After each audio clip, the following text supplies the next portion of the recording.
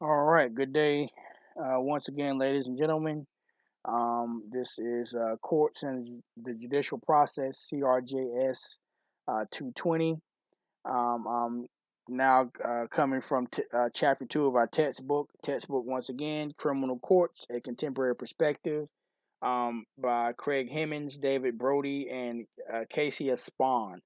Um, so this is our textbook for the semester. So I'm going chapter by chapter to give a lecture chapter by chapter. Once again, I've said it again. I'll say it before. It's your job to read the textbook, and not only to rely on my lectures. My lectures are a supplement to your reading. It's supposed to help make the reading more palatable and understandable, and kind of make it, I guess, more digestible, for lack of a better word. So I'm not, going to spoon feed you and read the book directly to you. But what I've done is I've gone through the book, outlined it so I can make important points.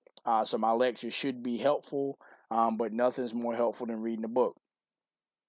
So then I'll actually probably leave you guys a post just talking about the online resources from the book, but I won't do that now. I'm just going to jump into chapter 2.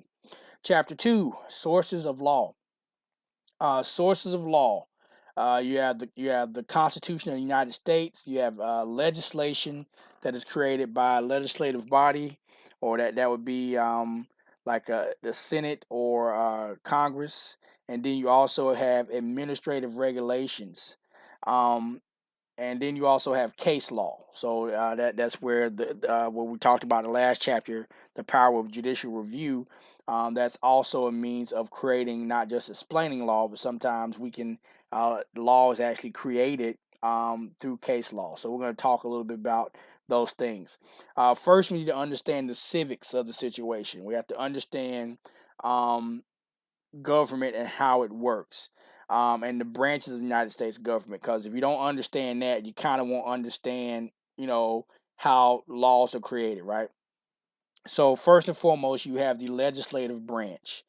Legislation. These are rules created by the legislature or lawmaking body under the authority granted to it by the Constitution. Then the Constitution itself is important because, and I'm going to backtrack. I'm going to go back to it as well. But the Constitution is a written document that essentially creates government. I guess, America would be defined as like a constitutional democracy or constitutional republic. What that means is we're a government that is created by a document in and of itself. The Constitution is that contract that's literally what created American government. We weren't really a country until we had a constitution that said how we were going to be governed. And that's the thing about it. Just from a historical standpoint, I mean, and we look, there new countries are created all the time, right? You have civil wars, you have groups of people that stage coups and decide to break away from the existing government. And just because you break away from an existing government and you declare your own independence and you might fight a war, does not mean you are a country. It's what happened in places like Russia, happened in America. You have the overthrow of government, and you have it all the time. You have it in Middle Eastern countries. You have it all over the world. African countries where, Haiti. You have places where you overthrow government, but you don't really have a country and a sovereign country until you create your own governance, and that sometimes that's the hardest thing to create. When you have a fresh country, how are we going to govern ourselves? Well, America decided to create a constitution that was the governing document. It said, this is how we're going to govern ourselves. There were representatives from, at that time, the 13 states that came together and said, this is going to be the Constitution. This is how we're going to govern ourselves. This is how we're going to make laws. And they created a Constitution. But we'll get back to that. That's just to kind of take us in this intro I've created. Um, so the legislative body is given powers through the Constitution, which creates government. Then you have the executive branch. The executive branch, which would be the office of the president, or the commander in chief, or the enforcer, and their job is to now enforce those um, the legislation. So that's why they call the president the commander in chief, because he is now in charge of enforcing laws. He's almost like the top cop, and he appoints people in different places to make sure that rules are being followed. Right. Um, and law can be created also through the legislative branch through administrative regulations, where it can be executive orders. Um, and when the president appoints people to certain positions, and let's say if you're the director of the EPA, which is a cabinet position, that person or that body, that EPA, that agency can now create regulations within the industry that it's over. So in overseeing this industry, the EPA can now create regulations, and those regulations become essentially the rule of law. And violating them can get you in trouble. Can get whatever the agency under the penumbra of the EPA that has broken the law. It can get them in trouble if they've broken that administrative regulation. So we think of the executive branch as the enforcement branch. Um, the legislation, they create the laws, and the executive branch is kind of the how. Okay, we have laws now, how they're going to be enforced. So that's really what the president does, and so that's why we call him the commander in chief, him or her. We call that person, the person that sits in that office, on that position, the commander in chief. Then the next branch would be the judiciary branch, which is primarily what we focus on in this class, because we talk about courts. Um, and the courts the main power that the courts have is interpretation of laws and judicial review. Judicial review being the most important, because now the judiciary or the court system gets to look at acts of the legislature, whether it be creating laws or the acts taken by the executive branch and their agencies that are created and enforcing the laws, to make sure that even that is constitutional. And I said the C word again, constitutional. Um, the overarching theme in all this is the Constitution. The Constitution creates laws, and in creating laws, it also tells us what is bad law, what isn't good, what runs awry of the Constitution itself.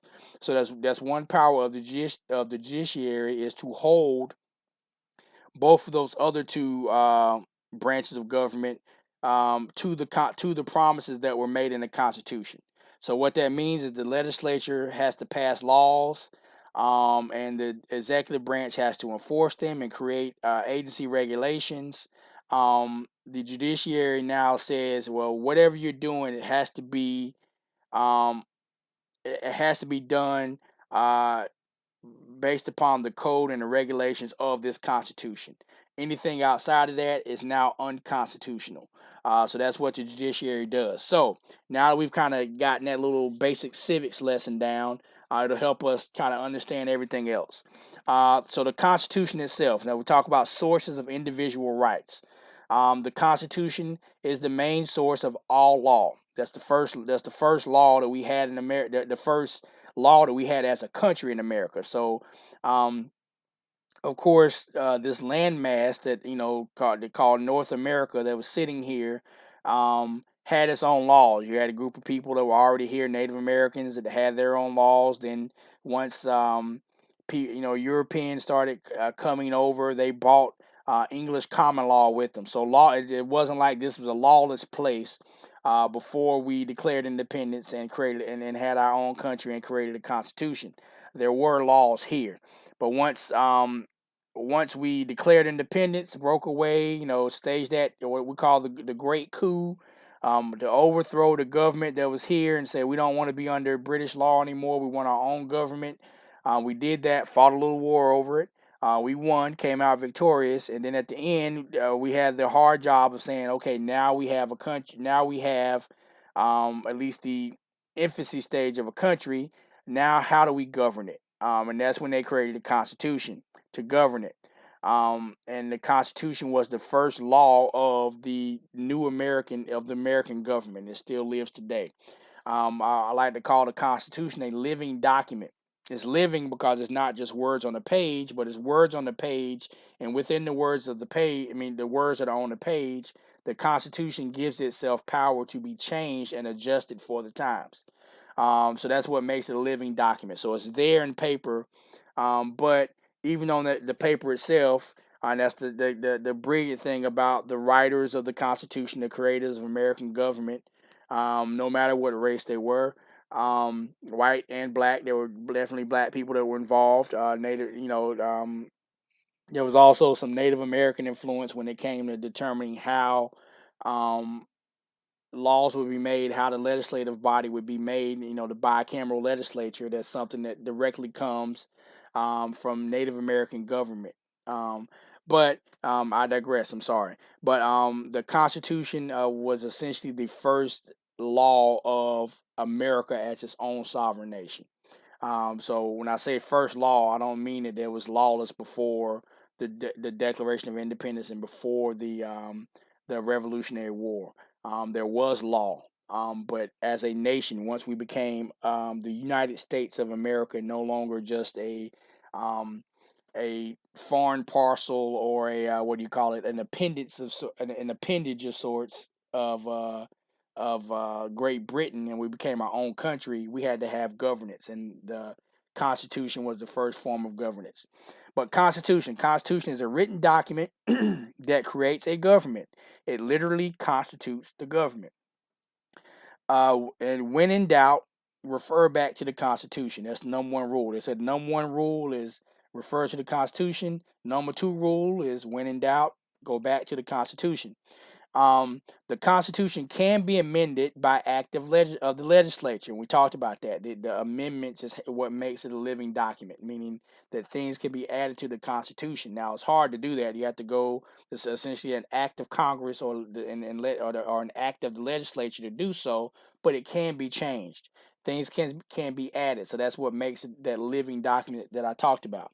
The Constitution can be interpreted and given meaning by the judiciary. That's what the judiciary does. Not only does it enforce the Constitution when it comes to the acts of the other two branches of government, but it gives laws that are written. It gives them meaning. It says so. What is the meaning of the Constitution? It actually adds to the Constitution through case law. So you have we'll talk about it, but you have the constitutional. You have like um, what's that, due process and equal protection. It's the courts that tell us what that means. It's the courts that give us more definition and give us more meaning to what equal protection and due process mean. It's the courts that now say not only does the due process and equal protection apply to the acts of the federal government, but it also applies to the states, and we'll talk about that in a little bit. There are only 3 individual rights mentioned in the Constitution before the amendments are added, and that's the right to seek a writ of habeas corpus. And a writ of habeas corpus is nothing more than a document that challenges the legality of a person's detention. In other words, if I'm being detained, I file a writ of habeas corpus challenging why I'm being detained. So in other words, I'm bringing you to court to now justify to a judge why I'm in custody, why I'm not free. So it kind of goes along the lines that actually, when we talk later on in the book about appeals, writs of habeas corpus become the last ditch effort of defendants who want to appeal or get their case their judgment in their case overturned. So we'll talk about that later as well. So then there's also the another individual right that's mentioned in the Constitution before the amendments is the prohibition of bills of attainder. What is a bill of attainder?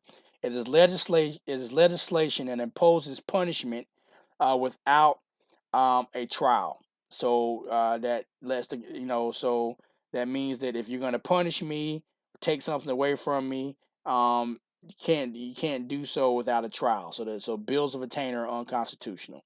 Then it also the third individual right mentioned in the Constitution before the Bill of Rights is the prohibition of what we call ex post facto laws. Ex post facto laws is legislation or laws that retroactively make prior conduct criminal and punish such prior conduct. So let me give you an example. Um, I have this bottled water. Um, if today is Wednesday, and on Wednesday, there's nothing wrong with me having my own personal bottle of water, then that's fine. Let's say on Friday, a new law is passed that said it is illegal to now have your own pre-filled bottles of water. You must come get your bottles of water from a government dispensary of bottled water. Having your own bottled water that you fill yourself is now illegal. So you've had a law change, right? Something that was legal before is now illegal. What an ex post facto law would do, and this is why it's unconstitutional, is it would try to go back and punish me for the bottled water I had prior to Friday, right? So remember on Tuesday I had this bottle of water. On Wednesday I had this bottle of water that was perfectly legal. On Friday it's no longer legal, so they can't go back and punish me because I was doing something that was legal at the time. So they can't retroactively punish me for something that wasn't illegal at the time that I did it. That's what the ex post facto law does. Now, I want to differentiate ex post facto law. So sometimes ex post facto law. So let's say on that same Wednesday, it may have been illegal for me to have water, just like it was on Friday. But let's say it's illegal. It's illegal, but it's only a misdemeanor on Wednesday. On Friday, they changed the law to make it a felony.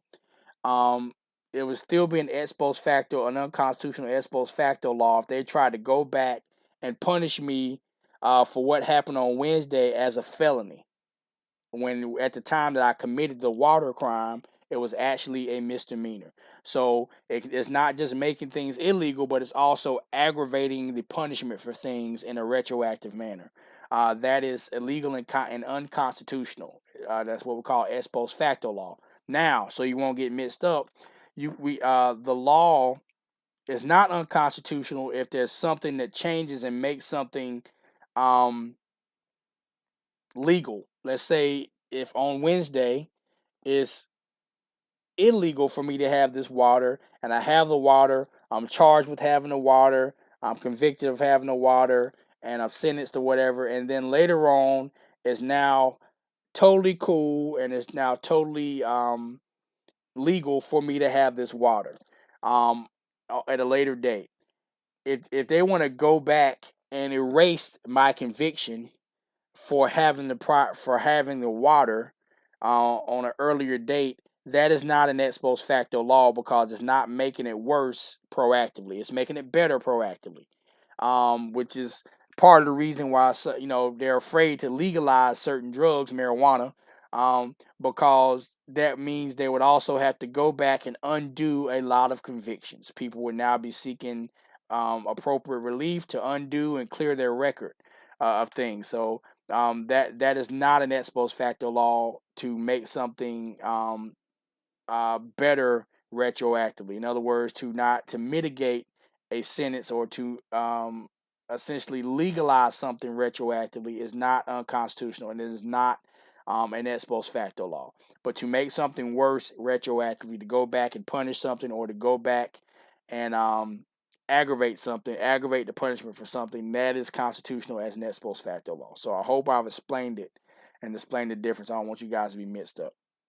But I said all that to say those are the three things prior to the amendments of the Constitution, the three individual rights that were given. So you had a right to seek habeas corpus writ, to challenge your detention. You had a right to not be held under a bill of attainder. And you had a right to not be prosecuted under an ex post facto law. Those are the first. So, and just to give you more historical context, these were all things that Great Britain was doing from across the pond. So, of course, there was essentially a military state here where Great Britain had its soldiers on American soil, because at the time it wasn't American soil, it was British soil. So, British essentially had an ownership interest across the ocean over here in North America. So, all the colonies that were under its governance they were subject to these things. Ex post facto laws. There were no writs of habeas corpus, and there were, bills of attainder. So part of the reason that America broke away from Britain was because they didn't agree with the things Britain was doing. So there was taxation without representation, and then you have a military body from across the pond. I say the pond, but the ocean that's here now enforcing these laws. They have no rights. They can come in your house and do what they want to do, and that was the motivation behind America breaking away from Great Britain. And then once they broke away, the war was over. They wanted to create a constitution. They wanted to make sure that they never were under the same tyranny that Great Britain put them under. And that was the big thing when they were creating the government, making sure they didn't create some type of strong centralized government that now essentially took power away from one tyrant and just gave it to another. So they wanted to have a strong federalized government, but it also wanted to have states' rights, and they also wanted to make sure it was fair. So it was a long, painstaking process, but they created the Constitution, and those are the first three individual rights in the Constitution because that's what Britain was doing to them. So they wanted to ensure American citizens, the citizens of this new country, that they wouldn't have to go through that anymore. So now let's talk about the other individual rights that came after those first three, and that was the Bill of Rights, which constitutes the first 10 amendments of the Constitution. So you have a Constitution, and then you have these amendments. Amend means to change or to add to, right? So the Bill of Rights was not written in the original Constitution. It came later because these are now amendments. They're amending and adding rights to the Constitution. So the First Amendment. So we're going to go amendment by amendment. In kind of short form. The First Amendment to the Constitution. It granted freedom of speech, press, and peaceable assembly. And the freedom of and from religion. So the First Amendment is the reason why I'm talking to you now, because there's the freedom of learning and the freedom of me expressing and giving my not just opinions, but giving you things from a books, literature, all that stuff is First Amendment protected. Then we have the Second Amendment, which was which promised the right to bear arms. You had the Third Amendment, which was freedom from quartering of soldiers or troops. That's important because back in the day, there wasn't really a police. The police, when Britain was still over, I guess, North America or the colonies, there weren't police. They were just British soldiers. The soldiers were the police. They governed, or they enforced British law over here on American soil. And one of the things they did was they would just take your house. They would commandeer your house. So you have your house where you live at, and British soldiers could say, "Hey, we want to stay here. Get out," or "We want to stay here, so you got to give me a room. Make a pallet on the floor for you and your family. I'm going to sleep in the bed. This is my house right now." And those were things that actually happened. The Third Amendment is so important. Matter of fact, if you read these first, the Constitution and the Bill of Rights, it'll literally let you know what Britain did to piss off America.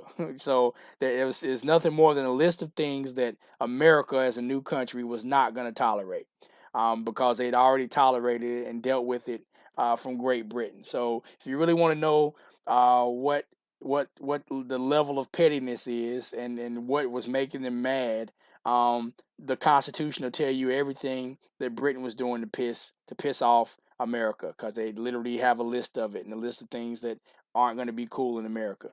So that's the Third Amendment. So Third Amendment, freedom from quartering or having to take on and house soldiers. The Fourth Amendment is freedom from unreasonable searches and seizures, and it also requires that to search or seize an individual, there must be a warrant that's based on probable cause, and the warrant must be stated specifically, or it must have specificity. So what do you think the British soldiers were doing? They were just running people's pockets. Come here, let me run your pockets. Oh, we think you're hiding something. We're just gonna bust in your house. We don't have a warrant based on probable cause. We don't even have probable cause. We're just gonna bust in your house. So it's not just protecting one from being searched, but even if they were searched, that search then had to be reasonable. So that's the Fourth Amendment.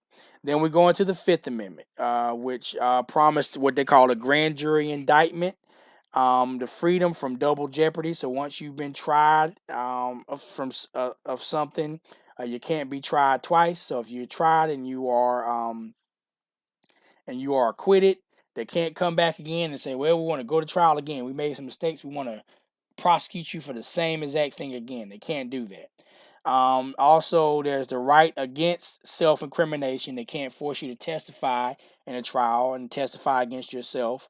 Then there's also the right to due process and just compensation for takings. But the most important thing we get from the Fifth Amendment is not just the right to remain silent and not be forced to testify or incriminate yourself, but it's also due process. Due process is going to come back.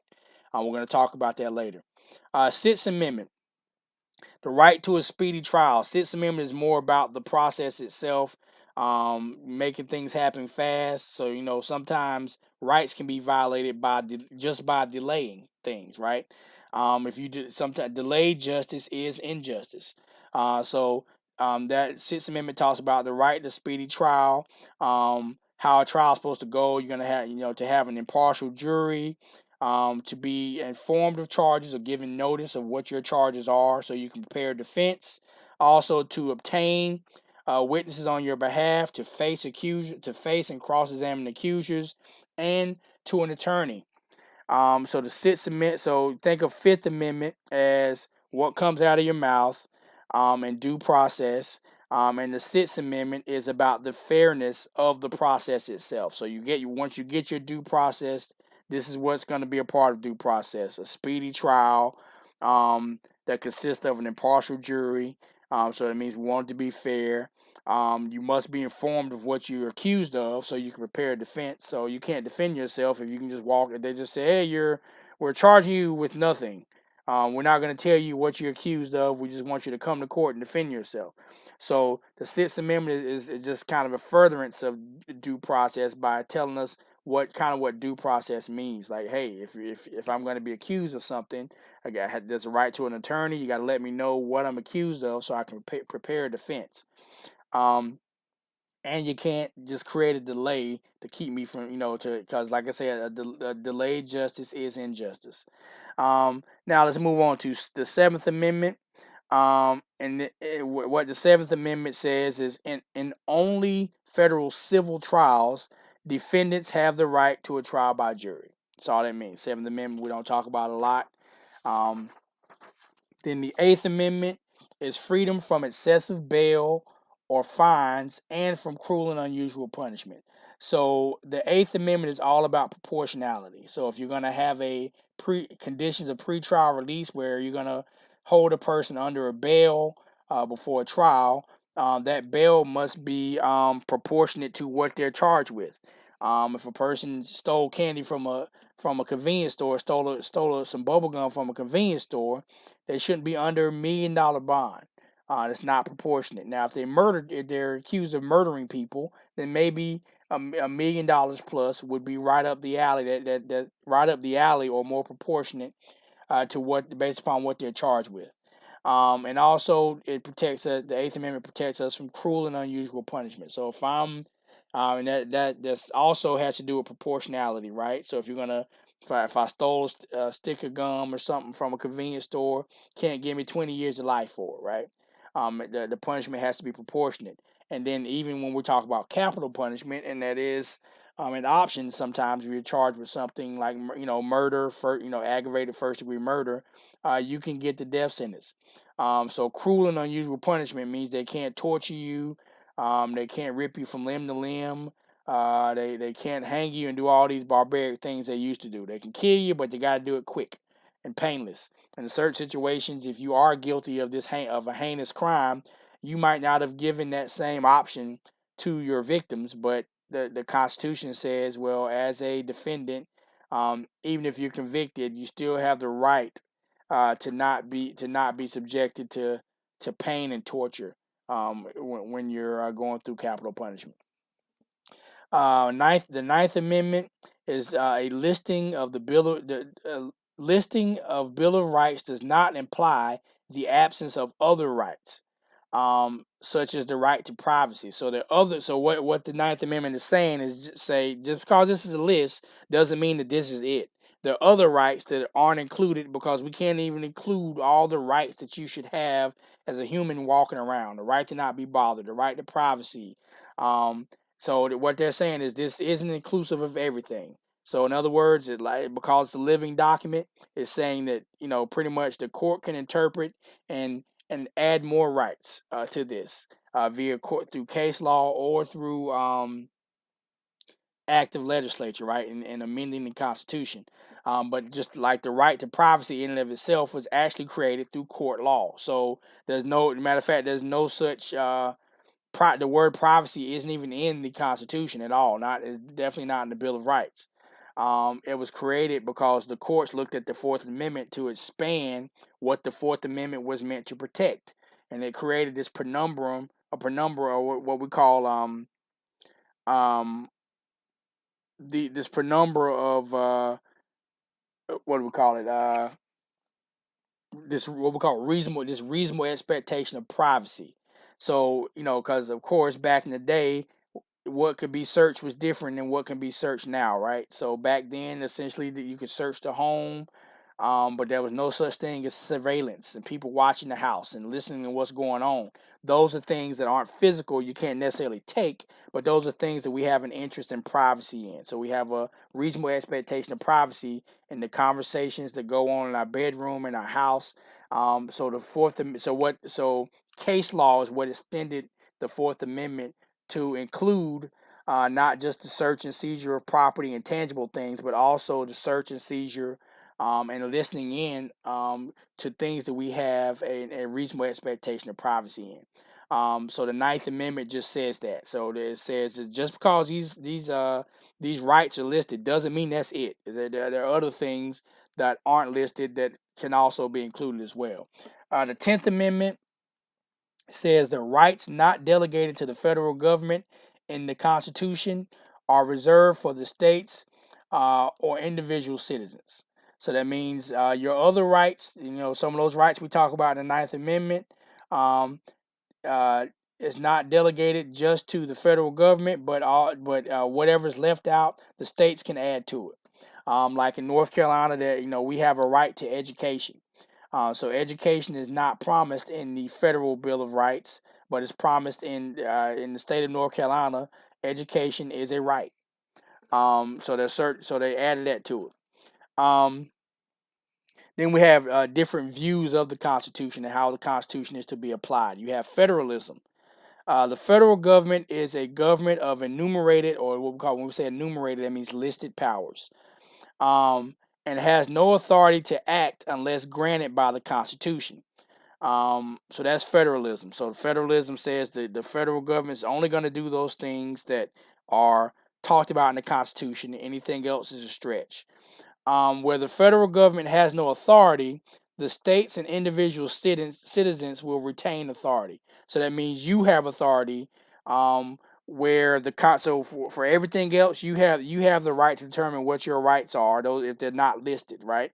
The states are supposed to protect you, and you can protect yourself as an individual citizen.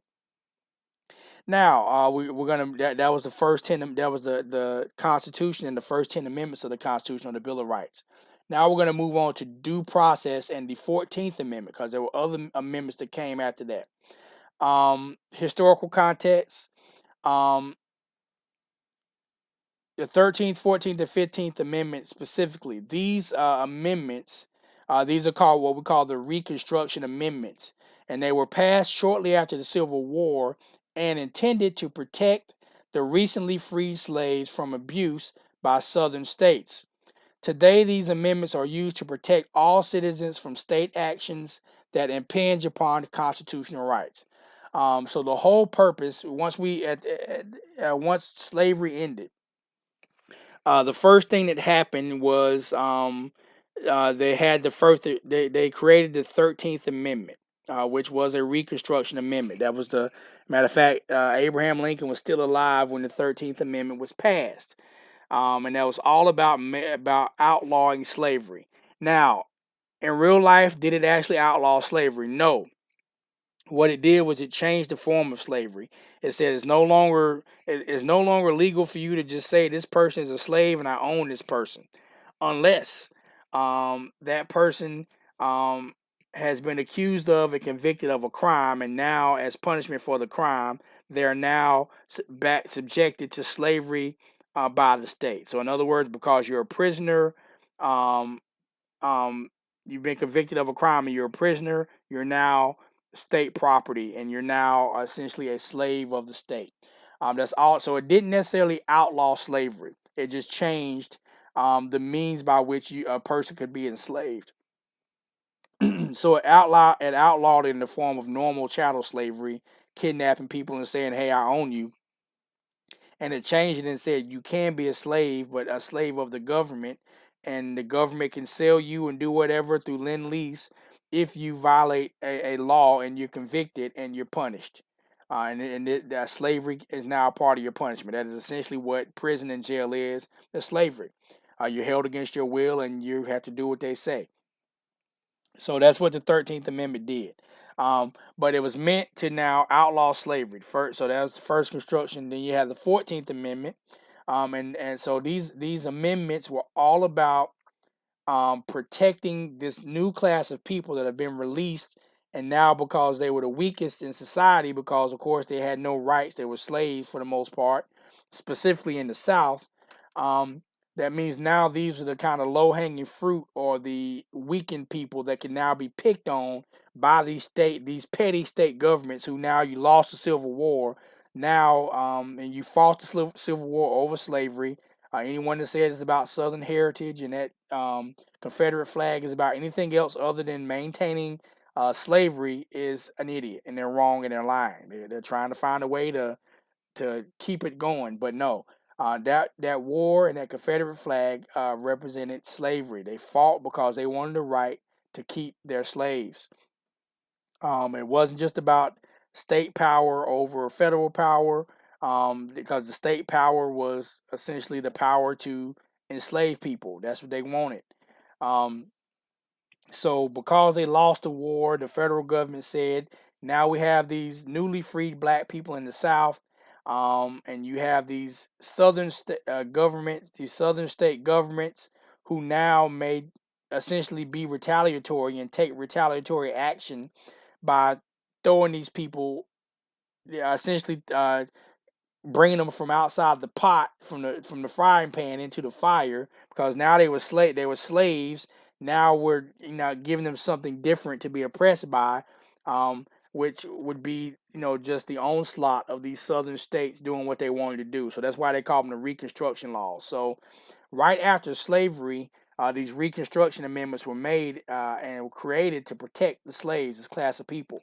And it worked for a little while. It was decent. Actually, you had growth. You had black towns and cities and black state legislatures. You had black people in governmental power all over the South. But once what was it? The Hayes-Tillman, the Hayes-Tillman Compromise, I think is what it's called. But you had this compromise that essentially said, well, we're now going to lift Reconstruction, and you're going to take your federal troops from the South and take them out, and you're going to let us govern ourselves again. This happened, and they went to being exactly what we thought they would be, racist, and they now went back to being petty and saying, well, Negroes, now we're going to make you the second-class citizens we always thought you were, and that created Jim Crow. So Jim Crow wasn't something that immediately happened right after the Civil War ended. It took a while because actually blacks had a lot of protection in the South, and they were able to have some growth and go from being slaves. Some of them went from being slaves to millionaires because they were essentially the skilled working class of America. So there's nothing in America that wasn't built by slave hands at that point. Even the White House, that was the seat in the U.S. Congress, and these buildings, these were the seat of government, and they were literally built by slave labor. So who do you think the architects were? Who do you think the brick masons were? Who was doing all this work, this menial work? It was people doing it as slaves for free. So now you have this large body of people who did pretty much all the work to build the country, and you're in a country that still wants to build and get better. Who do you think is going to be hired to do that work? These ex-slaves. So what's crazy, there were people that went from slavery, educating themselves, cleaning themselves up, making themselves better, that went from slavery to being highly educated and creating wealth, generational wealth. So it actually happened. It's actually true. That's the historical context. Now let's talk about the amendments themselves. The 14th Amendment. Um, the First Amendment applicable. The 14th Amendment is the First Amendment that is applicable directly to the states. It forbids states from denying citizens due process of law or equal protection of the laws. So you're always going to have this battle of state power versus federal power. That's what the Civil War was fought over, but that state power was the power to enslave people.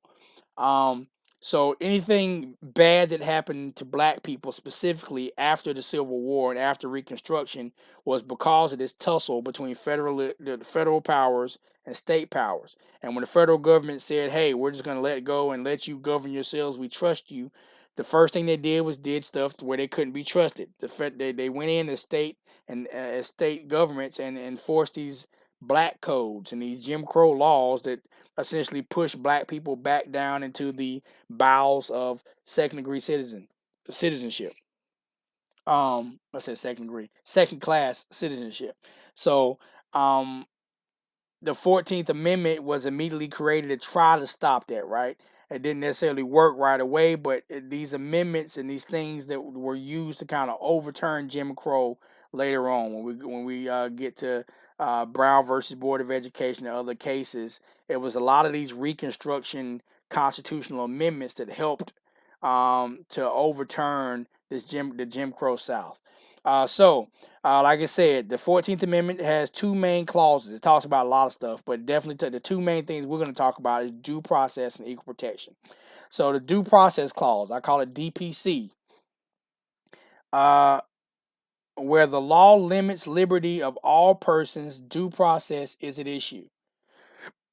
So if it's anything that's limiting, I guess, the freedom or the liberty of all persons by the state, then we're talking about the 14th Amendment Due Process Clause. The United States Supreme Court says that the Due Process Clause incorporates or includes the various provisions of the Bill of Rights and makes them applicable to the states. So what the 14th Amendment did is said that all these rights that are promised in the federal Constitution also apply to the states. That's due process. So a speedy trial, giving me notice of what I'm charged with, all that stuff is due process stuff that the states also have to follow. Then you have the Equal Protection Clause, or the EPC, where the law treats certain classes of people differently. Equal protection is an issue. So that means now we have an issue if you're treating me differently or you're creating this law that classifies me based upon some difference between me and another class of people, then at that point the Equal Protection Clause and the rules governing that apply to equal protection now apply for us to determine whether this law that treats me different is constitutional. It prevents states from making unequal, arbitrary distinctions between people. So, like the black codes and Jim Crow, all that stuff was violative of the Equal Protection Clause, and that's why it ended. That's so the Equal Protection Clause of the 14th Amendment was essentially the argument of separate but equal. So, what happened is, to combat the 14th Amendment, right? So the 14th Amendment was made before a lot of these Jim Crow laws. So what happened is, to satisfy the 14th Amendment, the southern states said, well, what we'll do, we want to stay separate and segregated, but we'll make sure it's equal. And so whatever we get, they just get their own, and it's going to be equal. And that was a lie they told to protect themselves and buy themselves another 50 to 60 years of Jim Crow laws and white supremacy. But of course, starting off with Brown versus Board of Education, and after that, other landmark cases that essentially killed separate but equal in public accommodations and in schools. That it was killed by, they essentially applied the equal protection clause of the 14th Amendment. So of course, within the Brown versus Board of Education, they first had to show why this separate wasn't equal. So it was separate, but it wasn't equal, and it actually showed. They actually, they did the doll test and stuff like that to show that this law that separates people based upon race is meant to treat people differently based upon race. So nothing about the separate was equal at all. Um, they did the doll test with the kids, talking about how they get older books, everything's hand me down, and all that went into play. And the thing is, the entire time, Americans up north knew that what was going down south with these Jim Crow laws of separate but equal. They knew it was crap. They knew the whole time. So that's the number one enemy of American progress wasn't just the South and doing these mean and evil things, but it was the people that knew this was going on that turned a blind eye. That was more. I think you're more of an enemy to progression by turning the blind when you turn a blind eye than you are of actually being an active principle in the mean and evil things, right? I think you're pretty much almost a co-conspirator. Um, Standards of review. So we're going to talk about the equal protection clause now. Standards of review. Equal protection clause does not ban all discrimination by the state, but requires that any discrimination be based on reasonable classification and standards. So if you are going to create a law that differentiates me based upon the color of my sex, my sexual orientation, the color of my skin, whether or not I have a disability or my gender, anything like that, you can do that, but that law, if you're going to differentiate me based on any of these characteristics, that for that law to be constitutional, that law has to jump a hurdle. So there are constitutional limitations. What that means. So if you're going to create laws that differentiate or treat people differently or treat classes of people differently, it doesn't mean the law is automatically unconstitutional just because it treats people differently. What it does mean is that it's going to be harder for that law to be constitutional because there are going to be very strict rules that apply based upon the type of the type of differentiation and classification you use. So we're going to talk about those standards. The lowest of the standards is what we call the rational basis test. So if you have a law that differentiates people based upon their age. And I know you guys as college students, most of you, if you're not a non-traditional student, you're probably between the ages of 17 and 22, right?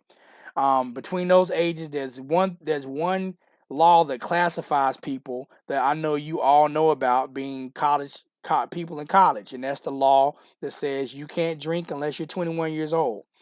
So you can't buy alcohol, you can't consume alcohol unless you're 21 years old. As a matter of fact, they've changed in North Carolina. You can't buy or consume tobacco products now unless you're 21. So that law is a law that differentiates people based upon class, but the classification is an age classification. So in other words, if you're younger than 21 years of age, we're going to treat you differently. So that in and of itself is a law that is now classified or put people in a class and the law treats people differently based upon where they land. So if it's a law that classifies people based upon age or maybe them having some type of disability, then the test that we're going to apply is the rational basis test. It applies when the state abridges someone's fundamental rights or discriminates based upon non-suspect classifications such as age or disability. So age and disability, those are what we call non-suspect classifications, and they're not suspect because age and disability has no color. So anyone can be disabled, no matter what your race, and anyone, if you are 21 years of older and you live to be 21 years or older, The one thing you have in common with everyone else is that whether you're white, black, yellow, or whatever, if you're older than 21, that means at some point in time you were younger than 21. So it's not a suspect classification because it's something that we've all had in common. So treating people differently based upon their age isn't necessarily um, picking out a pool of people that don't have things in common, because we've all been there. At my age now, so at one point in time, just like you guys that are less than 21, I couldn't buy alcohol. I couldn't go to the convenience store and buy a beer. So it's a shared experience, right? So that type of classification is not suspect. So, but we apply the rational basis test.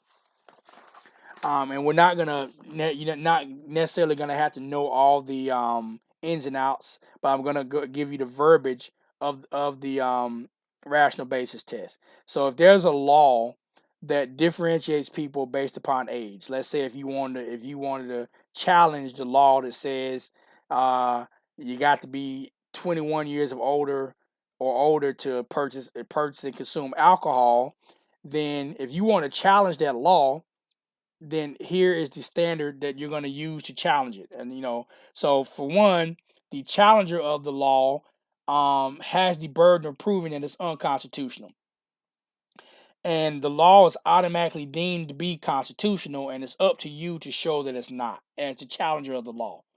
Not the maker of the law, but the challenger of the law. So you must prove that the discrimination is not rationally related to the advancement of a permissible government interest. And this is a rebuttable presumption. So there's a rebuttable presumption of constitutionality. What's that mean, rebuttable presumption? That means the law is presumed to be constitutional, but that presumption can be rebutted by proof from the challenger that is not constitutional. So in other words, you can say, well, this law is not rationally related to a permissible government interest. So in other words, it doesn't make sense to differentiate. And most people, the argument was always, well, you send people to war when they're 18 and 17 years old, but they can't drink a beer. But through times, these laws have still been deemed to be constitutional. So now we're going to talk about the suspect classifications and what we call quasi-suspect and suspect classifications. As we get through these classifications, the standards that we apply to challenge the constitutionality now become stricter. Suspect classification. States are barred from discriminating on the basis of race, religion, and sexuality unless that discrimination passes very tough or tougher constitutional test. Now we talked about gender and sexuality. Those are what we call the quasi suspect classifications. The ultimate suspect classifications are race, religion, and nationality.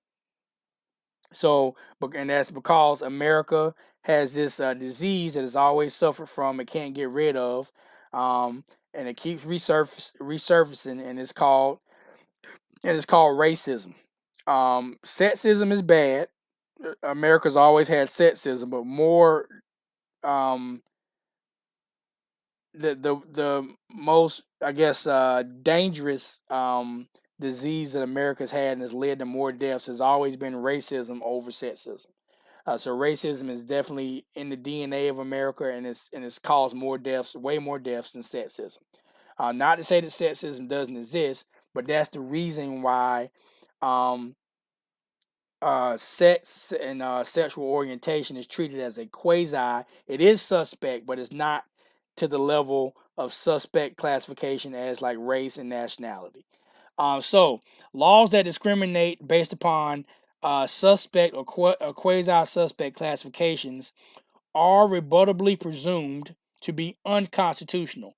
So it's different from the rational basis test that we apply to that first set of classifications, which was just age, right? Age and disability. This time there is a rebuttable presumption, but the rebuttable presumption is opposite. This time the law is deemed to be unconstitutional on its face, and it has to, and that unconstitutional presumption has to be rebutted by the maker or the proponent of the law. So the government is trying to pass the law, or that is supporting the law, now has to prove that it is constitutional. So it's automatically deemed to be unconstitutional. Now they have to come and show why it is. So you see the difference. In the first situations, the law was deemed to be constitutional, and the person that was challenging it or wanted to change the law had to come in and say why it wasn't.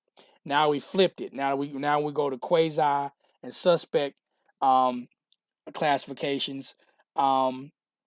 Now it changes. It's now It's a rebuttal, not irrebuttable, but it's a rebuttable presumption of unconstitutionality.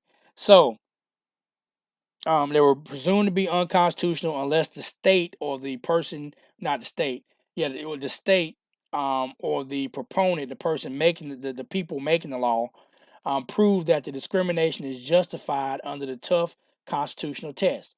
So intermediate scrutiny is now the first test we go to, and this applies to quasi suspect classifications, such as sex, sexuality, and legitimacy. Um, a law is constitutional, it's unconstitutional on its face, but it can be deemed to be constitutional if it is substantially related to advance an important government interest. Now you see how the language changes. In the rational basis, it only had to be rationally or kind of related to a permissible government interest. In other words, it's something the government can do. The government can regulate the sale of alcohol, right? So in other words, it's advancing a permissible government interest. So we can now, because we are permitted to regulate the sale of alcohol, that means we're also permitted, and this law is rationally related to that permission we have. So yes, we can limit the age of people who can buy it. Now, when we get to laws, let's say we have a law that says women can't vote, or women can't, let's see, or people of the same sex can't be married. That is a law that differentiates people based upon their sexual orientation. In that situation, we're going to apply the intermediate scrutiny test. So what that means is the law is written when the law says people of the same sex can't get married, or women can't get abortions, or abortions illegal, stuff like that. The law is automatically deemed to be unconstitutional, but it's the job of the state or the people making or the proponents of the law to prove that it is. So they have to prove that the law is substantially related in the advancement of an important governmental purpose. So you see how the language changes. We go from being rationally related to permissible, from now substantially related to an important government purpose. So the language changes. Next and the final level we have, and the most strict level, applies to those very, very suspect classifications. Not quasi-suspect, but suspect classifications. This applies when the state discriminates based upon suspect classifications such as race, religion, and nationality. This creates a high hurdle, and usually laws that classify based upon race are usually deemed unconstitutional. Usually those types of laws that treat people differently because of race and nationality are always deemed to be unconstitutional. Now, depending on what the purpose of the law is and what the law does, sometimes they're deemed to be constitutional, but for the most part, if a law is treating someone differently just based upon race and nationality, usually that law doesn't last very long. Some have, but most haven't. And the strict scrutiny essentially says a law is constitutional if it is narrowly tailored or narrowly written, and the least restrictive means of advancing a compelling government interest. That means it has to be something right now, emergency, compelling. We got to do this because there's an interest that we have to protect, of the government, and this is the only way to do it. So when we say narrowly tailored and least restrictive, that means this is the only way that we can do it. There's no least restrictive or more narrowly tailored way of doing it than the way we came up with in this law. So it has to be narrowly tailored and the only way of doing it, and it has to be in furtherance of a compelling or super important right now emergency government issue. Or interest. There, we're not going to go over a lot, but and you don't have to worry about knowing this in and out, because this is a 200 level course. There, you take criminal law, criminal procedure, you're going to learn more about the exact rules and how to apply them. But let me give you some examples. Two cases, and the two different outcomes of the case. First case was Loving v. Virginia. In the Loving v. Virginia case, that was a case where the state of Virginia had a very, very old anti-miscegenation law, which essentially said people of different races cannot get married. So there was a couple in Virginia. I want to say in was it Arlington area, and it might have been a little further south in Virginia. There was a white male, can't remember his first name. I think it was Henry Loving, can't remember. And his wife, who was a black woman. She was black, and she was a black woman that also had Native American blood, black and Native American descent. But he fell madly in love for this black woman. She loved him, and they got married and had plenty of children. Right. Once they got married, soon after the marriage, it got around to officials that this white man has now married a black woman, and they immediately were arrested and prosecuted for violating the anti-miscegenation law in Virginia. And part of the law, they were arrested, tried, and convicted, and a part of their conviction, they were put on probation, and they had to leave. They were essentially banished from the state of Virginia. And this was in the 1950, late 1950s and early 60s. So they were banished from the state of Virginia. If they came back and lived together as husband and wife, they would immediately be arrested.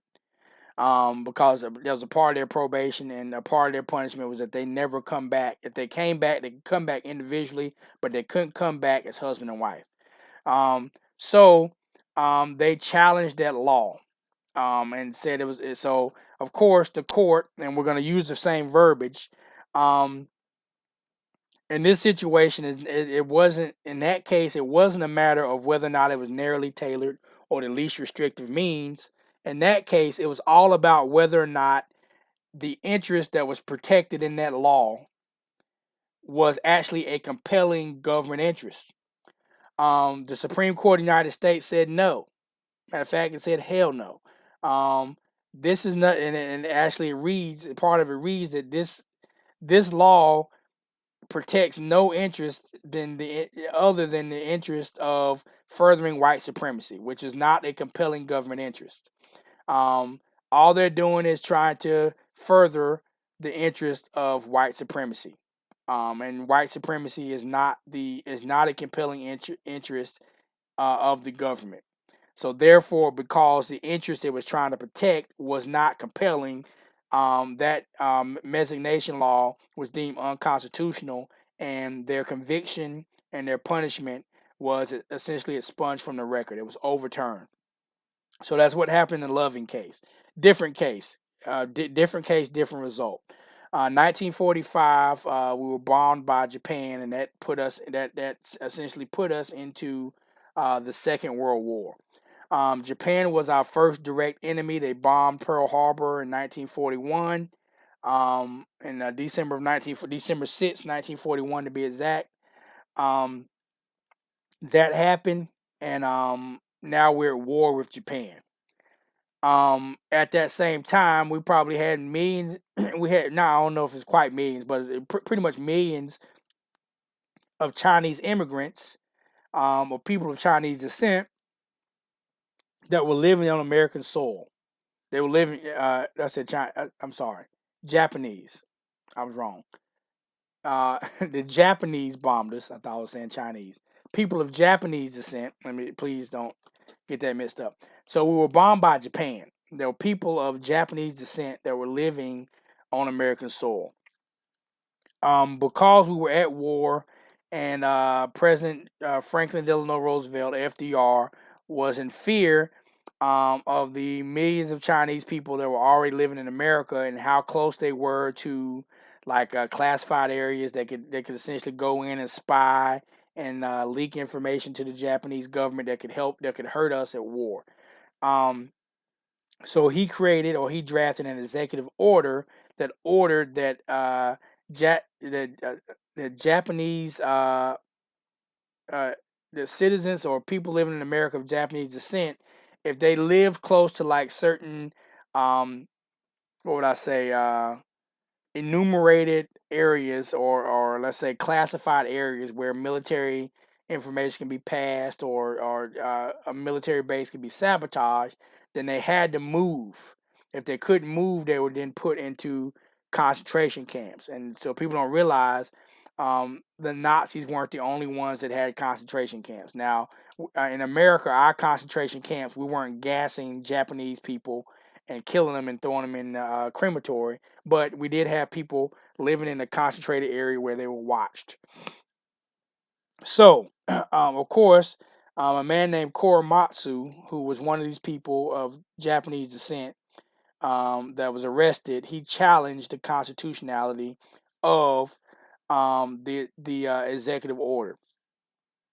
Now the court went through the process, and they looked at both situations. They looked at both prongs of the strict scrutiny test. First, how was it written? Was it narrowly tailored in the least restrictive means? Um, they said yes, essentially. So, what other way are we going to do it? There's no least restrictive means, that makes sense, right? Then the second question was, is it a compelling enough interest for us to allow them to do that to these people? Surprisingly, the court said yes. That's because essentially the court was saying, in time of war, national security is a compelling interest. We were bombed by the Japanese. If they're the people of Japanese descent that are living in the country, we do what they said. Is that it is an important a compelling government interest in protecting yourself from espionage, from what I call it, from essentially being attacked from within from Japanese people, um, because we were fighting their country of origin. Surprisingly, the court deemed that executive order that differentiated people based upon race was actually constitutional. Now later on, the court was kind of apologetic, and you had even now that wasn't a unanimous decision, so it wasn't like it was 9-0. You have 9 Supreme Court justices. It wasn't like all of them ruled on the same side. It was actually like a 5-4 split. That's why they have odd numbers, so you can never have a tie on the Supreme Court, because nothing would get done. So the Korematsu case was deemed to be constitutional by a 5-4 split. And of course, those people that were on the for side of that, they wrote what they call dissenting opinions, and they talked about the fact that this is kind of racist, and stuff like that. But it actually passed, so that shows you the difference between the loving law and the executive order in the Korematsu case was nothing more than one. It was all about the compelling interest and whether the interest was actually compelling. In the loving case, the interest was not compelling at all. Matter of fact, it probably wasn't permissible, and it definitely wasn't. It definitely wasn't important. There was nothing more than the furtherance of white supremacy. So it definitely wasn't compelling. In the Korematsu case, the only reason it was constitutional was because we were a nation at war. War with Japan. From 1941 to 1945, we were at war. So it was definitely a very ugly war, and we were essentially afraid of national security, and we wanted to get out of this war.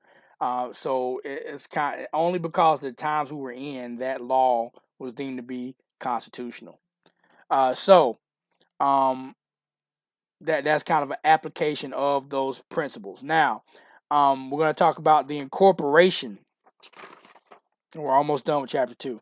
The incorporation of the Bill of Rights, and incorporation means inclusion, the incorporation of the Bill of Rights into the 14th Amendment.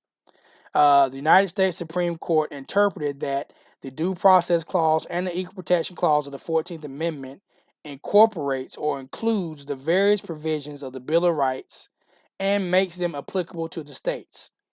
You have the total. The first approach is what we call the total incorporation approach, and it's kind of self-explanatory. What it says is the entire Bill of Rights is applicable to the states. So, without question, the Bill of Rights through the 14th Amendment is now applied to the states. Then you have what they call total incorporation plus. This says, is pretty much self-explanatory as well. It says the entire Bill of Rights through the 14th Amendment is now applicable to the states, as well as other unspecified rights, rights that aren't necessarily in the Bill of Rights, such as privacy, right? Remember, we talked about privacy and other rights that weren't necessarily mentioned in the Bill of Rights, but they're essentially rights that should be protected. So, Total Incorporation Plus says that the Bill of Rights is incorporated and applied to the states through the 14th Amendment, as well as other rights that aren't necessarily enumerated in the Bill of Rights. So that's the Total Incorporation Plus. So then you have what we call the fundamental rights approach. And what they say is there's no relationship between the Due Process Clause of the Fourth Amendment and the Bill of Rights. Rather, are simply some rights that are essential to due process, and that must therefore always be protected, whether they're protected through the amendments or not. They're saying that the Fourth Amendment, through the fundamental rights approach, just because rights are fundamental, the Constitution and the Fourth Amendment is holding the states accountable for protecting these rights. The Due Process Clause has an independent meaning that prohibits state action that violates rights that are deemed fundamental. This gives the United States Supreme Court more discretion in determining what fundamental rights are. So essentially, the fundamental rights approach says that the Supreme Court now has more leeway, and they can add more rights that are applicable to the states. So then finally, you have what we call the selective incorporation approach. This combines elements of the fundamental rights and the total incorporation approaches in modified form. On what it says is, on a case-by-case basis, selective incorporation rejects the notion that all rights in the Bill of Rights are automatically incorporated in the Due Process Clause of the 14th Amendment, but it looks to the Bill of Rights as a guide in determining the meaning of due process. So those are just the ways of looking at it, and so you have different judicial mindsets when they are determining whether things are constitutional or not, especially when it applies to the 14th Amendment. So you have the total incorporationists, you have the total incorporation plus people, you have the fundamental rights justices that apply it that way, and then you also have the selective incorporation approach. So I do want you to definitely focus on the differences between those four approaches. You'll probably get some questions on the equal protection analysis. In other words, those equal protection tests, those scrutiny tests, or their laws that differentiate people. You may get a couple questions like that on some type of exam, but I'm not gonna go deep into it because this is not the class. This is not the class to really deeply explain that. Just kind of touching over it and showing the source of laws and the fact that laws, even laws that are written, criminal laws, are also subject to being unconstitutional, and so what that means is laws have laws too. So without further ado, that is chapter 2. So just to point you in the right direction to do some chapter 2 studies, go to www.sagepub.com, and you can actually do a search of the book Criminal Courts, a Contemporary Perspective, 4th edition. And you can go to the student resources, and you can do quizzes for each chapter. that's where I'm getting some of my questions from. So I'm not going to tell you I'm not getting all of my questions from there, but it'll definitely assist you. You definitely will see some of those questions again. Also, I think they have an app, or let me see, www.sagepub, and that's sagepub.com/ Hemmens, HEMMENS 4E. That's Hemmens 4E. That's Hemmens is the editor or the author of the book. The first name mentioned, so his name is there. So it's edge.sagepub.com/Hemmens4E. That should take you straight to the study guide and the online resources for the book. You can get on there and you can do some quizzes and test yourself and assess yourself to make sure you're getting these concepts. And then you can also you can actually go in and almost copy and paste the questions, figure out what's right, what's wrong, and save those to help you study, because you're likely, not likely, you are going to see some of those questions again on quizzes and on your final exam. So it's very important. But without further ado, that's chapter 2. You guys take care.